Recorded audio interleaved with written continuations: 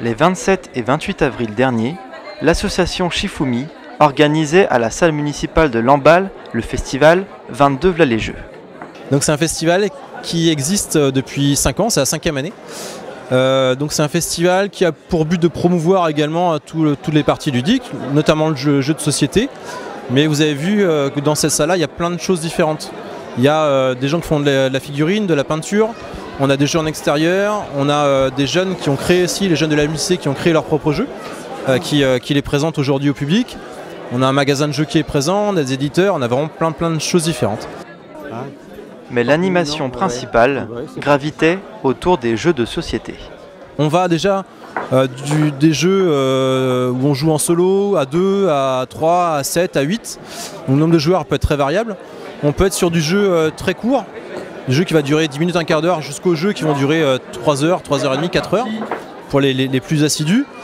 Après on peut avoir du jeu de cartes, on peut avoir du jeu de réflexion, on peut avoir des jeux, sur la scène là, on va proposer ça tout à l'heure, des jeux où on tourne autour de la table, où ça part un petit peu dans tous les sens, où ça va crier beaucoup, ou au contraire des jeux où on va réfléchir de façon importante, et dans ces cas-là on est plus sur des jeux de gestion, ce qu'on appelle jeux de gestion. C'est Carcassonne. C'est un jeu où il faut faire le maximum de points en devenant propriétaire de villes, de routes et d'abbayes. Alors le jeu, on a 5 cartes de 5 niveaux différents. Voilà, on a des blocs également nous devant nous et c'est le plus rapide qui arrive à reproduire les cartes qui gagne. Voilà, tout simplement. Et on remporte des points en fonction du niveau de difficulté. Donc c'est un jeu de casse-tête, c'est pas mal. Oui, le jeu ici, Endless Nightmare, c'est moi qui l'ai créé. Le but du jeu est assez simple. Nous jouons l'un des 4 personnages qui se trouvent au départ et le but du jeu est d'arriver à la fin, de battre le Cerbère et de s'enfuir des enfers justement.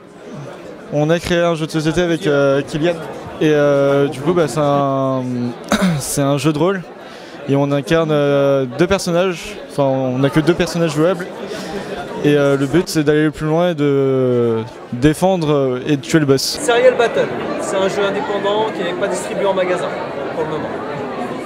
Donc vous êtes le créateur peut-être? Je suis l'auteur, oui. L'auteur et l'éditeur. Alors, à combien on peut jouer? On peut jouer de 2 à 12. En réalité de 3 à 12 parce qu'à 2 c'est jouable mais c'est pas extrêmement intéressant. Res Arcana, donc jeu qui est sorti en boutique il n'y a pas longtemps. On est sur un mode de jeu de cartes où il faut récupérer des ressources, combiner les cartes et le premier joueur qui arrive à 10 points de victoire gagne. Et si dans la même manche on est plusieurs joueurs à avoir passé les 10 points, c'est celui qui aura plus de 10 points qui gagne. Le plateau de jeu représente un monde et le but c'est avec différentes races, c'est de conquérir le plus de terrain pour gagner la partie. Bon, alors pour l'instant vous en êtes où là? Là j'en suis en train de gagner.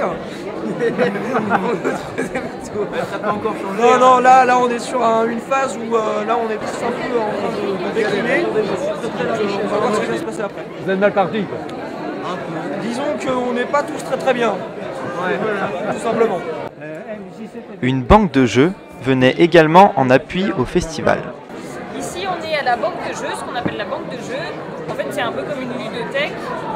Les gens qui sont intéressés viennent emprunter un jeu et certains membres aussi qui prêtent des jeux pour l'occasion. Mais qu'est-ce qui motive autant les participants pour les jeux de société? Eh ben, on adore découvrir des jeux de société, donc c'était l'occasion pour nous de venir jouer, tester avant d'acheter et d'en découvrir des nouveaux. S'amuser, partager du temps avec les personnes qu'on apprécie et surtout les battre. C'est la créativité, de faire ça en équipe, comme ça c'est mieux et puis ça enveloppe de la bonne ambiance. C'est un moment où on sort un peu de sa vie quotidienne, on vit plein de choses très différentes en fonction des jeux. Selon le cas, c'est des choses très complexes où on va se mettre dans la peau d'un seigneur du Moyen-Âge, d'un homme des cavernes, d'un carreleur ou d'un tapissier, ou au contraire, c'est des choses assez légères où on va plutôt passer du bon temps sans trop réfléchir entre amis ou en famille. Du plaisir, des rencontres, éventuellement surtout se mettre les neurones en vrac parfois pour aller au bout de sa stratégie, voir si ça marche. Le festival était également ouvert aux élèves du primaire qui concouraient pour 2 finales de tournoi. Alors là, donc en fait, c'est un tournoi inter-école. Il y a eu 6 écoles de Lamballe et 2 écoles de Langueux qui ont participé à un tournoi en interne, donc dans chaque école, pour qualifier, donc pour que certains enfants se qualifient pour venir faire les phases finales en fait ici pendant la fête du jeu. Donc en fait, c'est 25 enfants en tout qualifiés, hein, c'est ça, Romain? C'est ça, 25 sur King Domino et 13 sur Manhattan. Voilà, il y a eu 2 jeux différents qui ont été proposés aux enfants et donc ils se sont entraînés dans les garderies, ils se sont entraînés dans les écoles sur le temps du midi. Et puis voilà, ils se retrouvent là pour les dernières épreuves. Les gagnants 2019.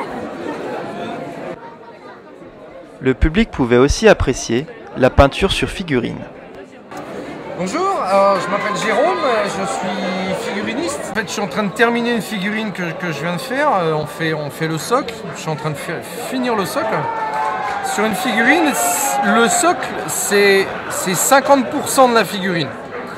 Vous pouvez très bien avoir une figurine qui est peinte de manière assez basique. Si vous travaillez très très bien votre socle, vous allez carrément mettre en valeur votre figurine. Le dragon farceur était également présent. Nous sommes une association basée sur Lamballe. Nous faisons donc du costume, comme vous pouvez le voir. Nous faisons du jeu de plateau, nous faisons du jeu de rôle. Nous faisons des figurines, nous faisons tout ce qui a trait à l'imaginaire, aux loisirs, basé sur l'imaginaire, aux univers imaginaires, pop culture, science-fiction, horreur, etc. Fantasy, etc. Et pour conclure, très honnêtement, on est très content de ce qui se passe. Alors je ne sais pas combien d'entrées on a pu avoir. Il faut juste rappeler que l'entrée est gratuite aussi au festival. C'est vraiment une volonté de notre part de pouvoir faire en sorte qu'il y ait un maximum de gens à venir. C'est a priori un succès, ouais, on a plein de gens à venir aujourd'hui. On espère que demain il y aura encore beaucoup de personnes à venir. Comme c'est la première fois qu'on fait ça un dimanche, on ne sait pas trop à quoi s'attendre. On pense que ça va être encore plus familial. Le samedi, on a souvent des gens qui ont des activités sportives, culturelles, notamment par rapport aux enfants. Le dimanche, on va certainement avoir encore plus de monde.